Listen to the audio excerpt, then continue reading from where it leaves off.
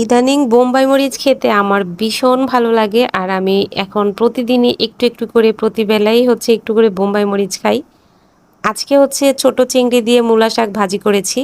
এটা আমার অনেক পছন্দ, ছোট চিংড়ি দিয়ে মূলা শাক ভাজা। আর মূলা শাক এবং মূলা ২ টাই আমার অনেক পছন্দ। অনেকের পছন্দ নাও হতে পারে।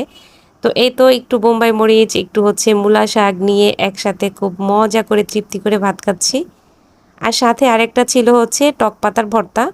টক পাতার ভর্তাটা আমার নিজের বারান্দার গাছ থেকে পাতা নিয়ে তারপর ভর্তাটা করা হয়েছে। ওইটার ভিডিও ফেসবুক এবং ইউটিউব ২ জায়গাতেই আমি আপলোড করেছি। এখন খাবো ভর্তা দিয়ে। ভর্তাটাও করেছি খুব মজা করে। তো এই ভর্তাটা আমার অনেক পছন্দ কারণ টক লাভার আমি, এজন্য আমার অনেক পছন্দ। তো এটার সাথেও একটু বোম্বাই মরিচ নিচ্ছি কারণ বোম্বাই মরিচগুলো কিন্তু অনেক বেশি ঝাল না।